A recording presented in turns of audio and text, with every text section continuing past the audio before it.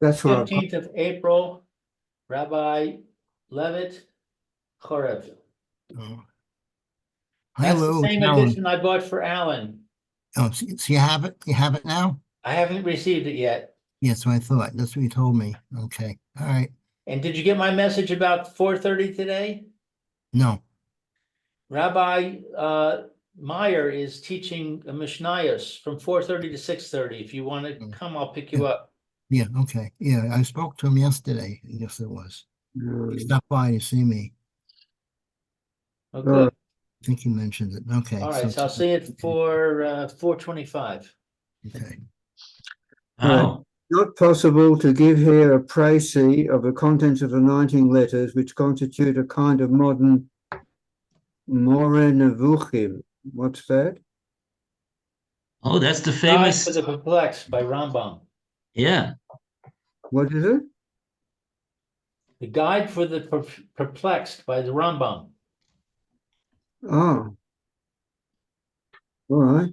Although very different both in style and content from the famous work of Maimonides, with whose philosophical presentation of Judaism and of the underlying idea of its laws, Hirsch found himself in complete disagreement. Wow. See letter 18. Argue with the Rambam. Okay. But the following letter, That's a new one. the following letter headings show that the 19 letters contain a summary of what was intended to be the contents of both Moriah and Horeb. Complaint, standpoint, God and the world, man, education, history, Israel, the patriarchs, Egypt, the wilderness, the land. Exile, classifications of the commandments, Torahs, Mishpatim, Chukim, the teaching of judgments and statutes, Mitzvot, precepts of love towards all beings, Eidos, symbolic actions, Avodah, the service of God, and final reply to the questioner, emancipation and reform. The last letter deals exclusively with the Horeb, referred to as Vershush, or essays. Vershush, is that in German? All right, or essays, its inner history, plan and motives, and especially for the reasons why the Horeb had to be written first. Oh. And there's a footnote, New English edition, all right, it's recently published on behalf of, under the editorship of, this is 1959. Okay, the last letter deals exclusively with Horeb, referred to as essays, its inner history, plan and motives, and especially with the reasons why the Horeb had to be written first. It is not surprising that the 19 letters found a warm echo among a small remnant of observant Jews in Western Europe. The word Orthodox was not yet then used within Jewry, but it was soon afterwards taken up as a polemical expression by the reformers and used in both the German and English Jewish press. What is more surprising was the reaction to the book in the reform camp.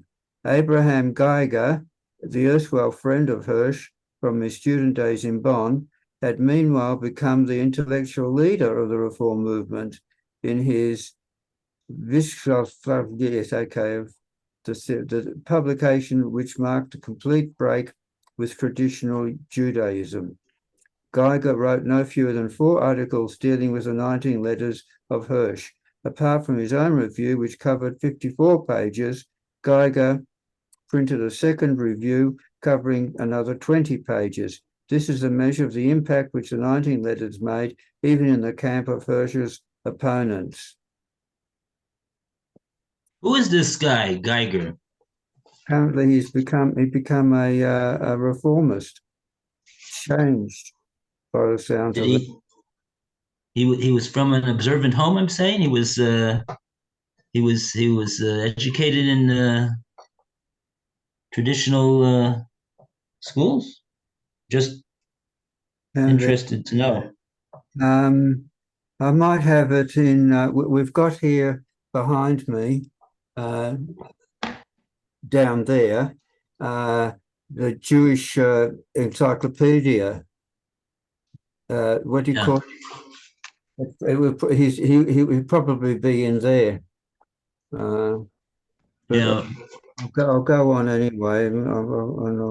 Yeah, not necessarily would they include his history. I'm just wondering how much he knows about authentic Torah Judaism. Probably knows a lot since he was a friend of Maybe, maybe not. days. Yeah. Way there. Anyway, although Geiger could obviously not agree with the views of Hirsch on Judaism, he nevertheless paid a glowing tribute to what he called the sublime and noble personality of Hirsch and the moral loftiness of his presentation of Judaism. And he added his deep regret at not being able to agree with his old friend, whom he recognized in spite of the pseudonym by the depths of convictions, the religious fervor and high morality of the clarity of mind, benevolent judgment, and original power by all the invaluable qualities of mind and heart which were manifest in the publication called the 19 Letters of Ben Uziel. And then there's a German reference there. So despite what's his name, Geiger being reformist, he was still influenced by his old friend. Similarly, the 19 Letters made so overwhelming an impression on the then 19-year-old future historian H. Graetz. Oh, I know that name. I think we all do, don't we? I don't know what H stands for.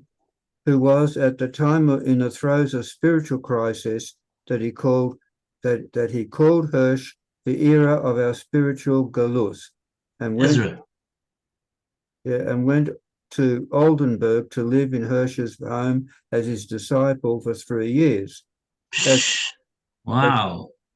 As Graetz biographer Philip Bloch puts it, in the above-mentioned anonymous work, 19 Letters, Samson Raphael Hirsch, rabbi at Oldenburg, championed the undiminished value of every religious usage with skill, eloquence, and intrepidness.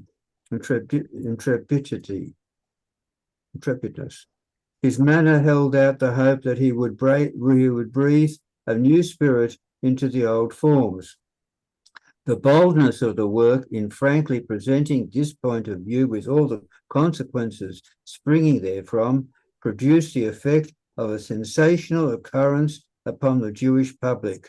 Into the mind of Graetz, casting about for an anchor for his disturbed feelings, it fell like a flash of lightning, revealing the path to be followed in the search for his ideals. He, as Hirsch, was endowed with a truly marvelous power to stir his disciples' soul life to its depth. Every chord of Graetz' being was set in vibration, and he solemnly vowed to remain a true son and an honest adherent of Judaism in all circumstances.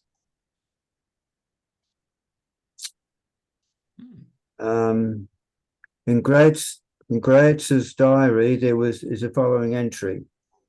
I realize that reform, that is, the omission of a number of laws organically interwoven with the rest, would abrogate the whole law. How delighted I was, therefore, with a new book, Unros Safon. Igros Safon. Oh, Igros Safon. I thought I couldn't read, didn't know whether it was a nun or a gimel, since I didn't know what the word meant in the first place. Anyway, 19 Letters on Judaism. Igros means letters. Yeah, Igros and Safon is that 19? No, actually, I don't know why. I don't know how they. And Safon is. It could be like we have on Pesach. Yes, that's Our right. Talmud is called Safon. Yeah. It's hidden. Hmm. Or Safon also can mean north. That's right. That's how I recognize it from Pesach, and yeah. Okay. Right. Good. So 19 letters on Judaism, anonymous, in which the view of Judaism I had never before heard or suspected was defended with convincing arguments. Judaism was represented as the best religion and as indispensable to the salvation of mankind. With avidity, I devoured every word. Disloyal though I had been to the Talmud, this book reconciled me to it. Hmm. There's a long footnote there. Will I read that, or you can read it? It's a very long footnote. What was his? It was just that great subsequent attitude to the Talmud, which caused a rift to develop between the two men. Great's monumental history of the Jews. That's where I know his name. Volume 4 appeared first. IV 4. That volume dealt with a period from the downfall of the Jewish state to the completion of the Talmud. And Hirsch considered Graitz's view on the essence of the oral law to be incompatible with traditional Judaism. And in addition, he regarded Graitz's presentation of the Talmudic epoch as lacking in historical objectivity and scholarly reliability. Hirsch's critical view of Graitz's work, which appeared in his monthly Jerusalem, whatever it is, in 1856-57, extended over 190 pages, marked a final break in the relationship between them, although not many years before, Graitz had dedicated his work, Gnosticism in Judaism, to Samson Raphael Hirsch, the spiritual champion of historic Judaism, and the unforgettable teacher, the fatherly friend in love and gratitude. So it didn't last. Anyway, then Wonder what happened to him. So it goes. Wow. Wow. He was such a close student of Hirsch, and then he somehow, some way, whatever it was, he I don't know. He went off the deep end. So his account of the history of the time and his view of the Talmud is totally not just not the correct way to look at it. Apparently, I've never read it myself. I don't know. I don't know who.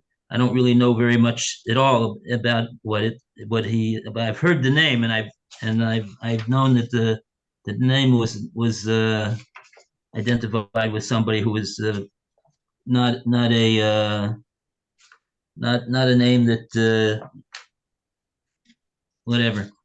But I never knew that he was a student of Rav Hirsch. Says he grew up. He went to the house and lived in the house and became his student for 3 years. It just gives you an idea of the turbulence of the times. How somebody could be such a close associate of Rav Shamshin Raphael Hirsch and then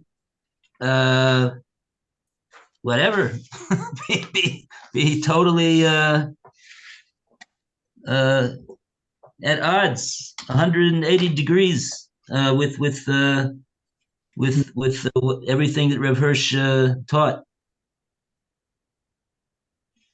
It's just to me, it's mind-boggling. It's very, very turbulent times these were. Yeah. Anyway, it's worthwhile reading the rest of it for yourself, I think. Anyway, the rest of that footnote for yourself. That spells it on. All right. Well, Only they. I'm at the top now of page 36, XXVI. Sheesh.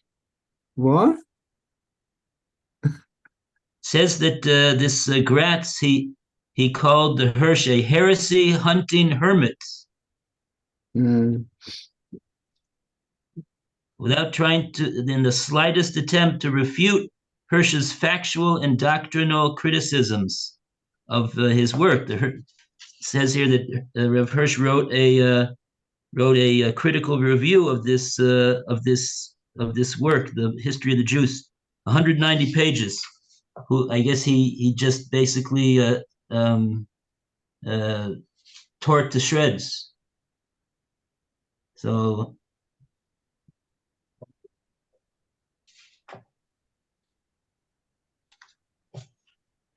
yeah. Well, someone else can continue, or do you want me to continue? I'm at the top of that of page 36. Okay, who wants to continue? If you don't want to, Lou, I'll go ahead. You've done a lot of reading before, but nonetheless. You're doing such a great job, Roy. I hate to interrupt you. Oh, that's so nice.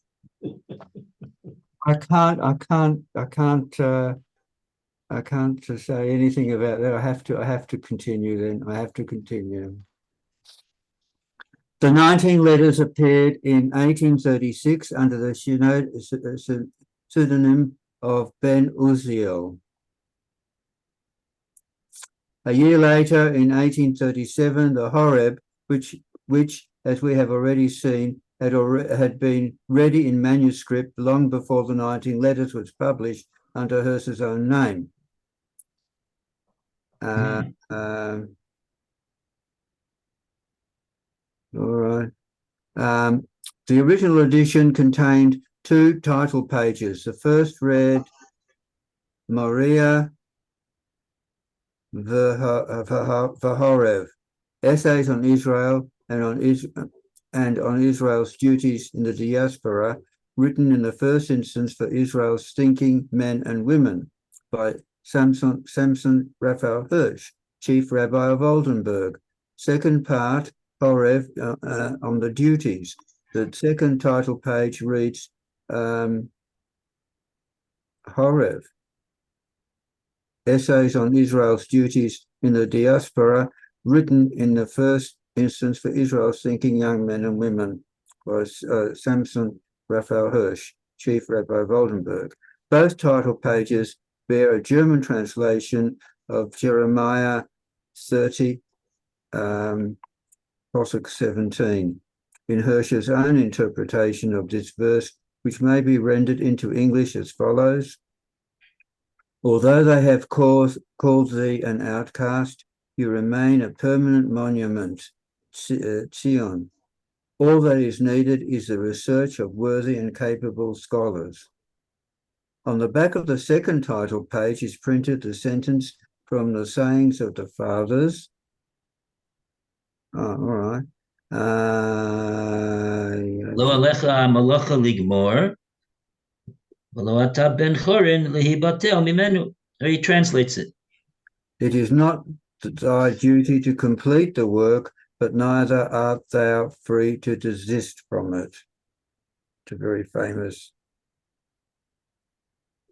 saying. The first edition bears the following dedication: to the memory of my revered parents, Raphael Mendel Hirsch and Mrs. Geller, née Hertz, in Hamburg, the guardians of my childhood, the guides of my adolescence, the friends of my manhood, in grateful love. He probably didn't know his mother.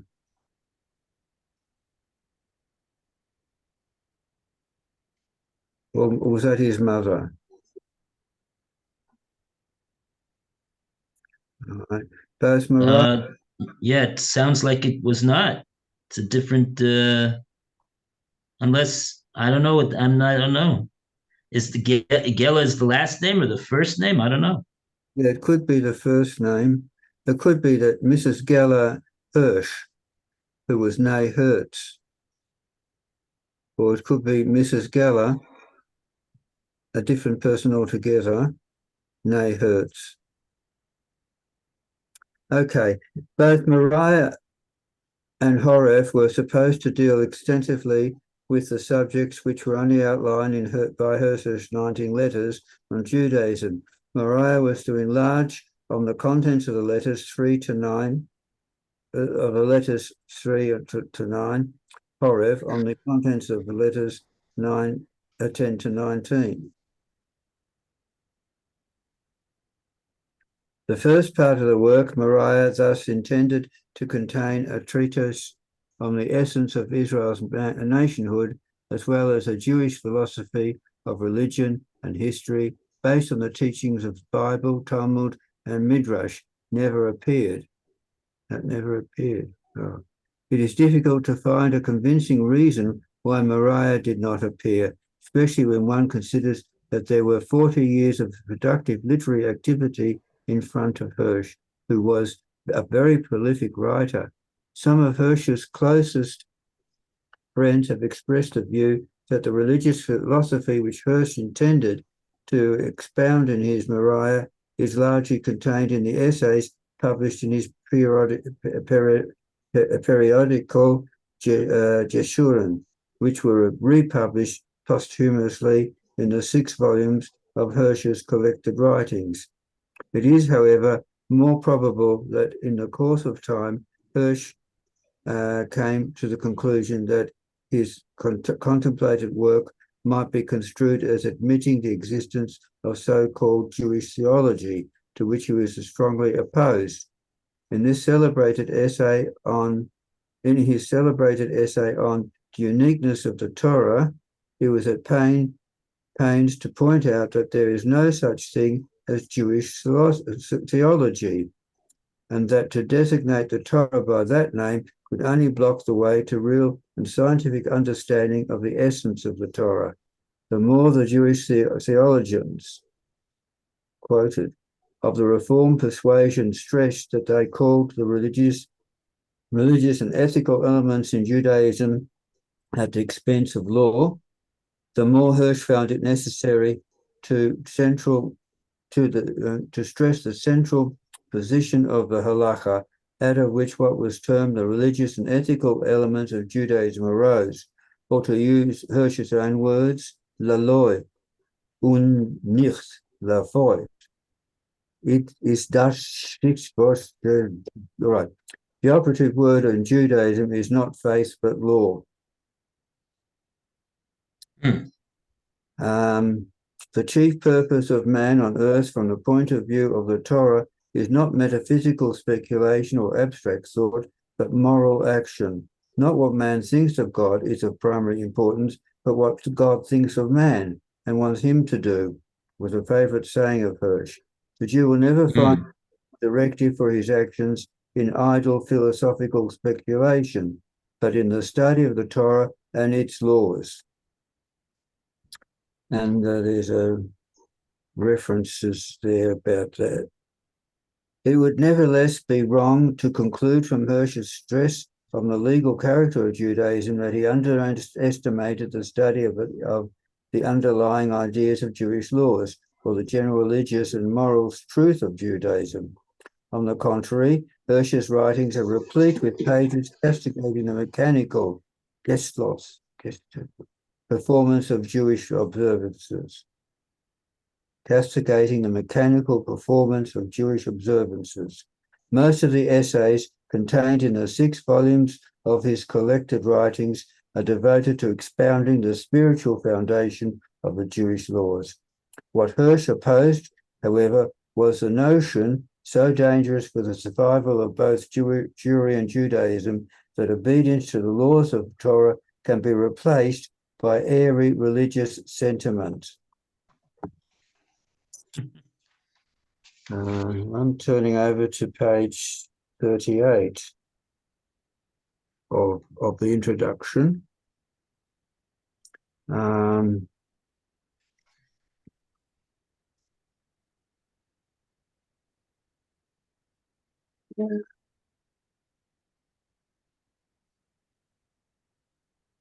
I'm not too sure if we're ever going to get to the actual work itself. Uh, Well, we have to decide. Should we? Who you wanna keep reading this, or you want to go directly to the work itself? I'd prefer that, but this section finishes in another 2.5 pages. Since we started this section, maybe we should finish it. And I think not that we would, I suppose, but I might. But read the rest of it myself. Okay. I don't know what Lou thinks, and I don't know what Alan thinks. I think we should move to the main text of the book. Mhm. All right. So will we finish this bit or not? Fine with me to finish this bit. Beg your pardon? It's fine with me if you want to finish this bit. Oh, okay.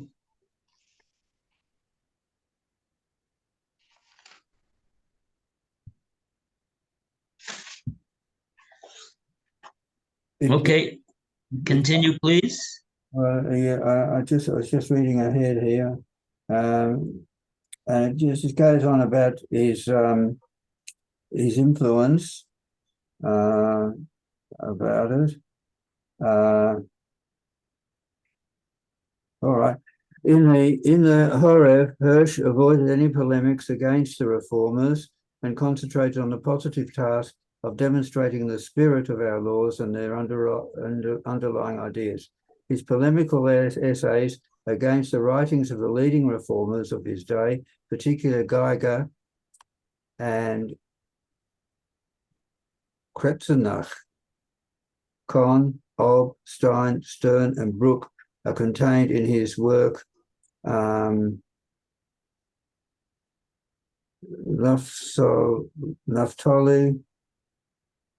is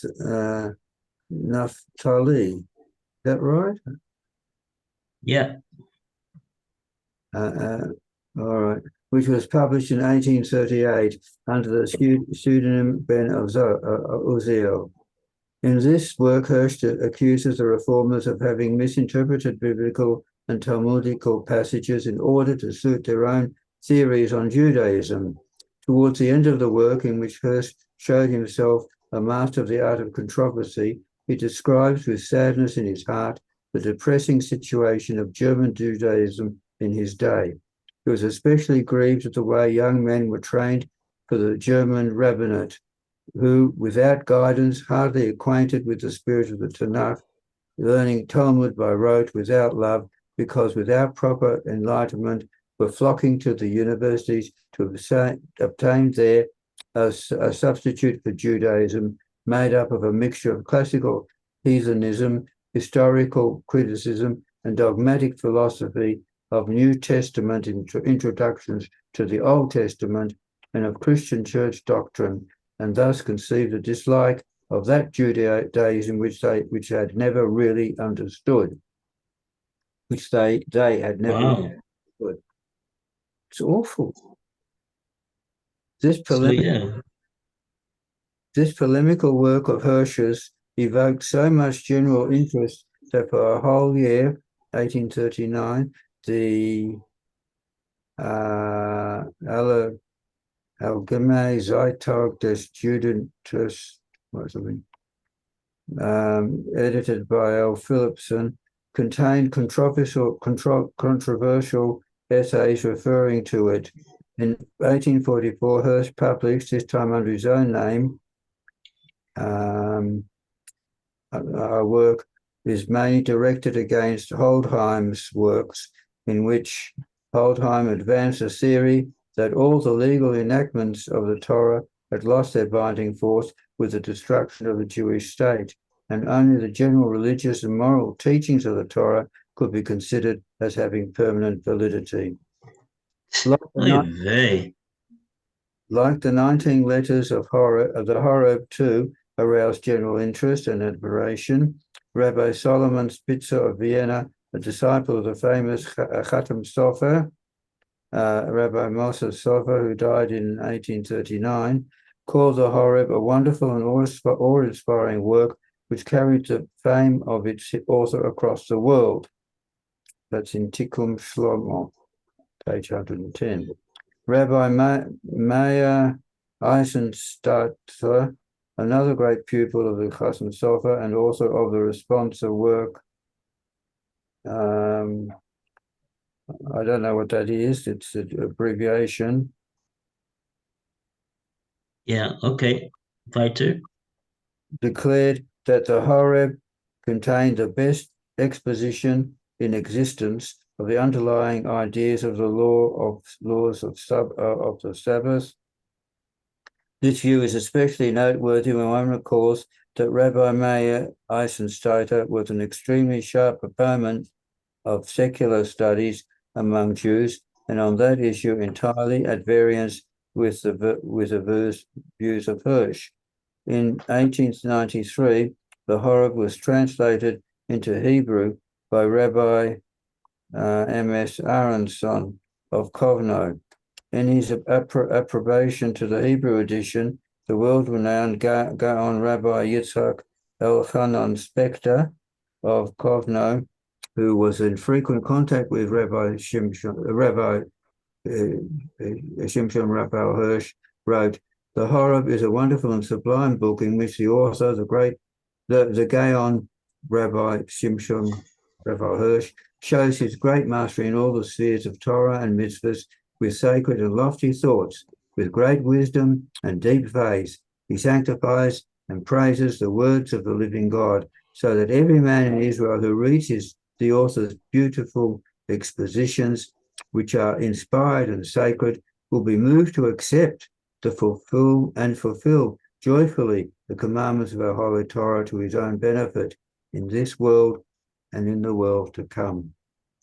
The reaction to the Horeb from the Reform side was not surprising.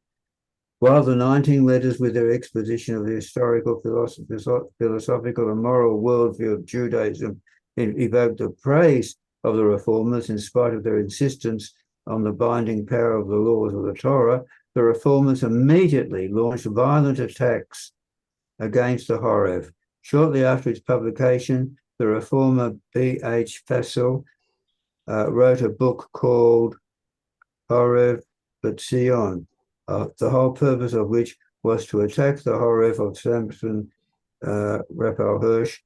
Fassel's book was accompanied by the so-called introduction published under the pseudonym of Chalbonan. Is that the from Esther, the book of Esther?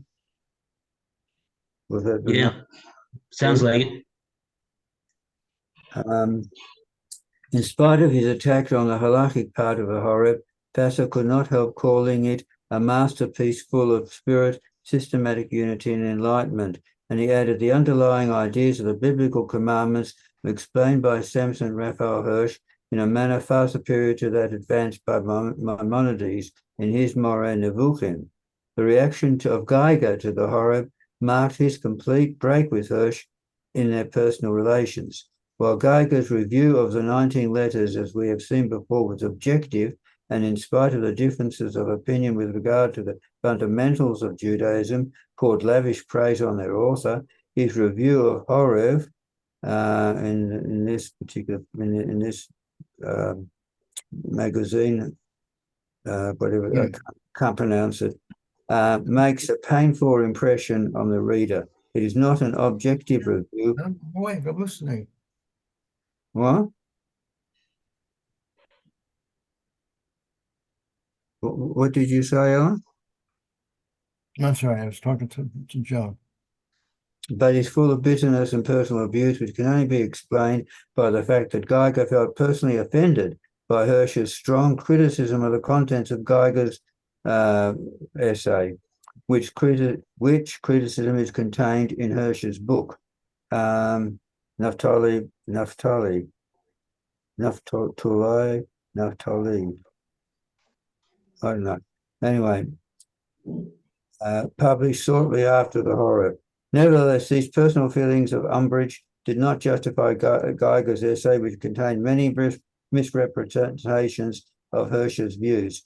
Hirsch himself replied in a special publication called Postscripta in Altona, 1840, to the attacks contained in Faisal's Horeb Batzion, in which Geiger's essay on Horeb and in Geiger's essay on Horeb. As far as Faisal's work was concerned, Hirsch showed that his criticism of the halachic part of Horeb was completely unjustified and lacked the necessary scholarly basis. And as far as Faisal's praise of Hirsch's expedition of the underlying ideas of our laws was concerned, Hirsch rejected that praise too as coming from an unqualified reviewer. There you are. With regard to Geiger's review of the Horeb, Hirsch expressed his indignation that the personal attacks against him contained in it, and even more the distortion by the review of Hirsch's opinions as expressed in the Horeb.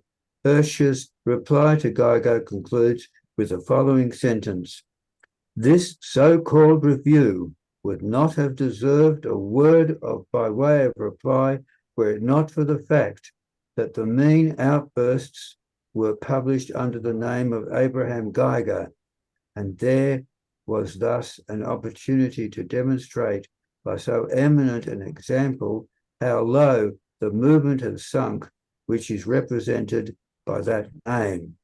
Boy.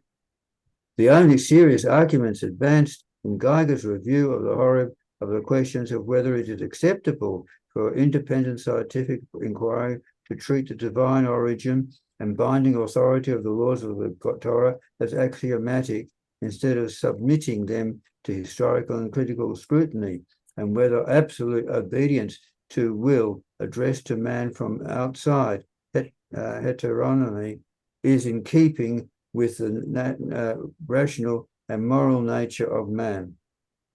We shall have an opportunity to return to these problems, which are far-reaching consequence for the attitude of the moral Jew and to Torah and Jewish life. Okay. Right. So a lot of bitter and very personally based criticisms over here. That's what Rav Hirsch said. That he just he wanted to respond because it shows the lack of propriety of his opponent. Shows exactly what the movement itself is about. Also equally low. Okay. 100. Very It's a very, very long. fortunate time in Jewish history in Germany. Yeah. It's a very, very long introduction, even if it is by the translator, but it puts things in perspective, and it's probably quite important to actually read it all. But I would imagine that it'd be better to read it yourself if you can get yourself to do it.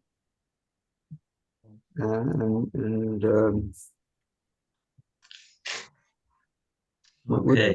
We might feel it's important to get back to it later on after reading the Horeb itself.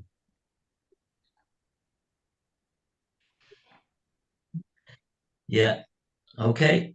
I see it's quite late, so we'll adjourn, and we'll be back as soon, Be'ez Hashem. Oh, I thought we weren't having. Oh, we're having the second share? Did I get the wrong letter? I got a letter saying that you're going to start. That was yesterday. It was yesterday, was it? And then Yeah. you weren't having the Should have second. dated it. My understanding was we would have both classes. All right. Yeah. So, okay, so we'll, if everybody's available for the next year, we'll have the next year. I don't know if Phil is coming. Phil was a question mark. Uh, All right, see you in a few minutes. Okay.